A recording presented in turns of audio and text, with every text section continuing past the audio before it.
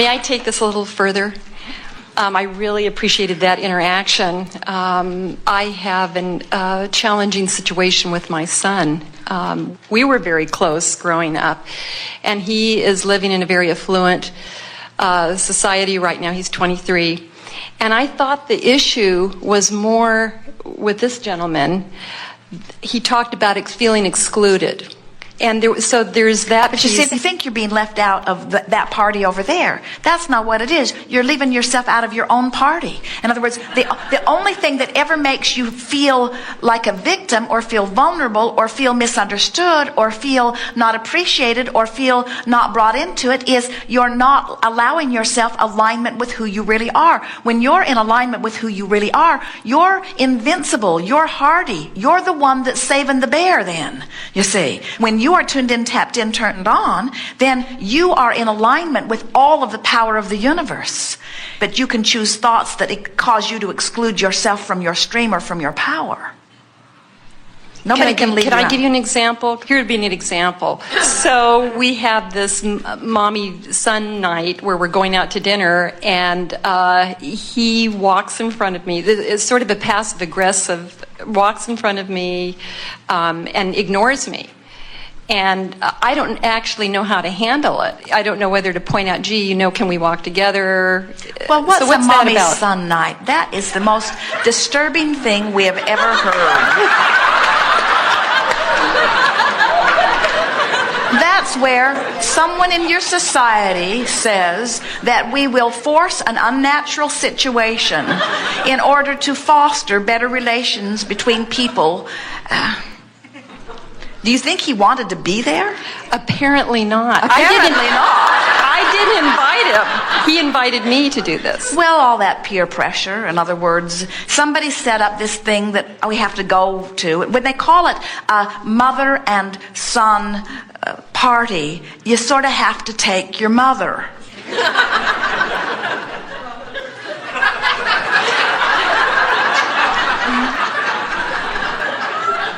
Was that yesterday or many years ago? No, a couple months ago.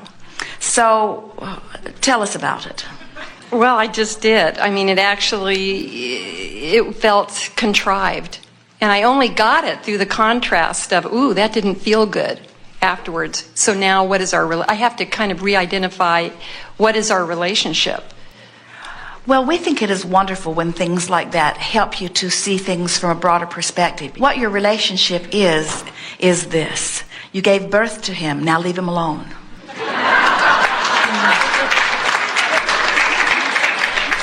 You were the avenue through which he came forth into physical experience. And you are an example, as is everyone else on the planet, of someone who's in alignment or not. Most parents really have this distorted point of view that it's my job to think everything out for you and to sort it all out and to give you the right answer to all the questions. And what's really interesting is you can't have lived all the life that is necessary to live to give all the answers to the questions that your children are going to come up with, because your life is different and the same questions are not there.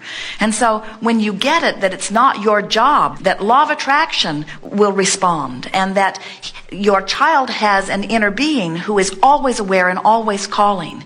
And that as a parent or a mentor or as anyone who cares about anyone, even if it's a stranger, that your work is always the same. It's to do your best as you can do to stay in alignment with who you are, so that you can teach through the clarity of your example the joy of being in alignment. In other words, the best that you can do for anybody that you care about is to show them how to close their own gap.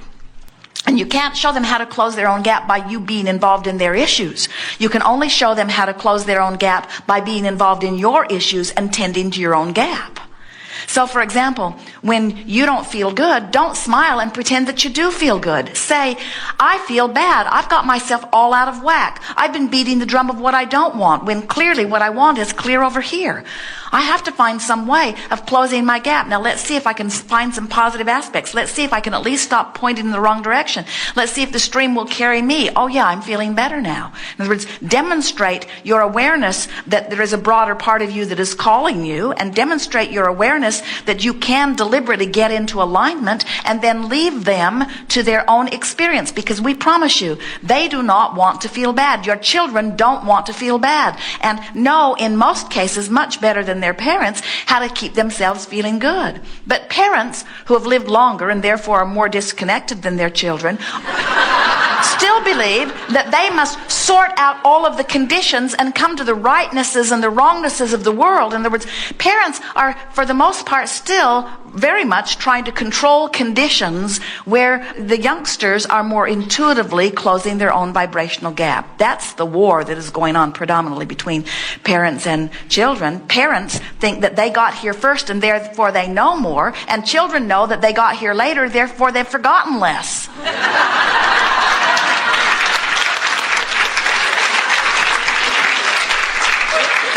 And so what could be better than a parent who is now remembering and a child who hasn't forgotten? In other words, isn't that wonderful when you come together and you all come to the same conclusion? I care about how I feel, and I can do something about how I feel. And your daughter or government or country or issue or circumstance or event, you do not have to change in order for me to feel better. In fact, I've given myself freedom in the only way freedom can come. I've given myself the freedom of alignment, because my alignment is exclusive of anything that you are doing. That's the only place you'll ever get freedom. If your happiness depends upon what anyone else does, you're in deep doo-doo. Because you can't align your perspective. And so people spend lifetimes, look at the centuries of war that goes on in regions around the world as you are determined to convince others that your idea is the right one. They are so scrambled they can't even figure out what they want now. Most people are so much more aware of what they don't want, they can't get into alignment with who they are. And in their pain at not being in alignment, they're sure that it's somebody else's fault. It is the truest picture of bondage to separate yourself from source and then think somebody else has done it and ask them to do something to get you back in alignment when they don't have the power to do it. And that's what these kids are trying to tell you. Parent, mother, I love you so much. Dad, I love you so much. But I can't do it your way because you're outside of my guidance system.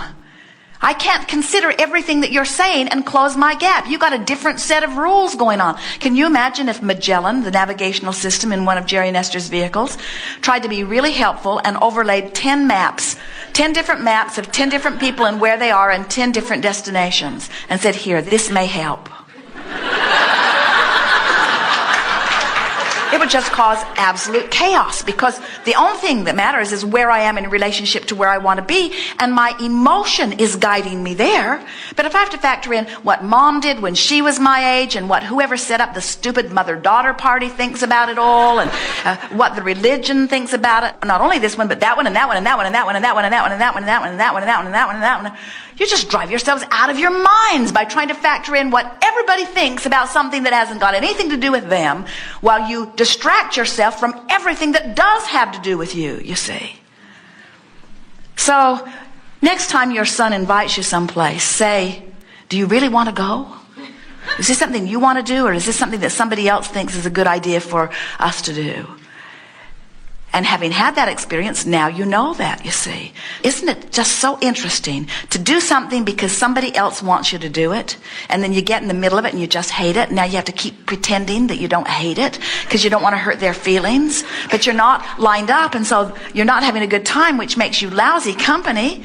And then they're not having a good time, and then they feel bad for inviting you because they're not having a good time either.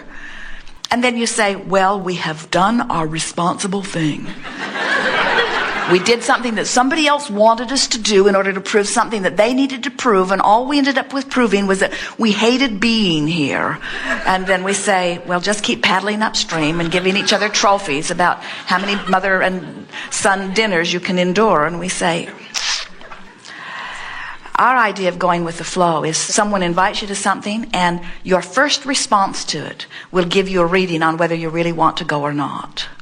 And if you will do nothing out of obligation and responsibility and everything because you can feel that your inner being is calling you toward it, you will never again be in a situation where you will be eliciting from someone something less than who they really are. You must be selfish.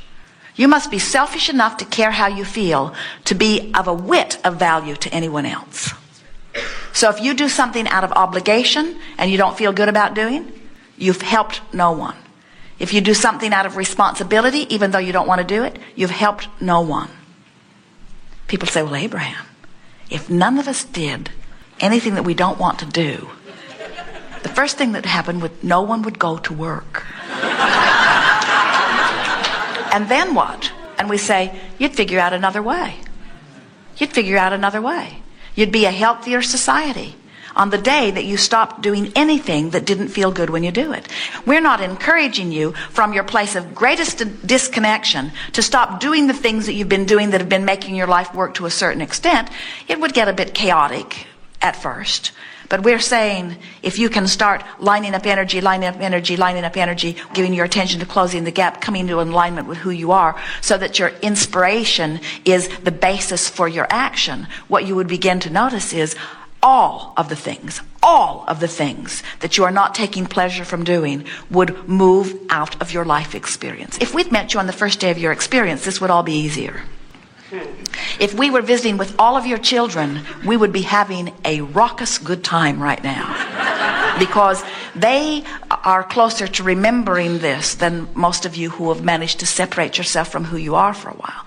But here is the basis of it. If we were standing in your physical shoes from where you are right now, most of you not really in the place where you can just only do what feels good to you. Here's what we would do. We would do only those things that we really believe that we need to do in order to keep life moving along the way it is. And we would do everything else that we really want to do that we could cram into a day. In other words, we'd tell everyone, I'm going to do as much as I can do that I really want to do and a handful of things that I got to do. But I'm really leaning toward doing what I want to do. And then every segment of every day, we would say, I'm free to do as I please. I'm free to do as I please. I'm free to do what pleases me. I'm free to do what pleases me. And before you know it, you'll begin saying, what I do pleases me. When you say, I'm free to do what pleases me, before you know it, what you're doing pleases you. Because you're coming into alignment. And when you're in alignment, no matter what you do, it's fun. When you're not in alignment, no matter what you do, isn't fun. You see. Can you hear this? Yeah. Your life, no matter what it is, no matter who you're interacting with, is causing you at conscious and unconscious levels to send rockets of desire, preferences, into vibrational escrow. In other words, you cannot help but become more. And Source is over there living, breathing, if you will, being, vibrating, if you will, all that you have recently become. That source energy over there in vibrational escrow is the furthest extension of all that you have become. And that is a powerful stream that is summoning you forward. And if you don't go, you don't feel good. So when you start beating the drum of, oh, it's hard, it might be risky, that's you not going with everything that your life has caused you to become, you see. So then you say, should I go? And we say, not till you clean up the energy. Because your expectation is going to be the dominant part of your vibration. So if you feel it's risky, if you feel it's dangerous, and you go, you'll have a miserable experience. So you say, I'm not sure that I get this. You said, Source knows that that's really what I want to do. And I'm afraid to do it. But since Source wants me to do it, oh, hear this, it's so good. Source wants me to do it, so I'm going to do it, even though I don't feel completely good about doing it. And we say, don't do it till you feel completely good about doing it. Don't do anything until you feel completely good about doing it. But don't ask if your emotions are telling you what's right or wrong. What feels good is always right. What feels good is always downstream. What feels good is always the furthest culmination of that which you have become. Was that as clear for you as it was for us? Yes, thank you very much. Very good.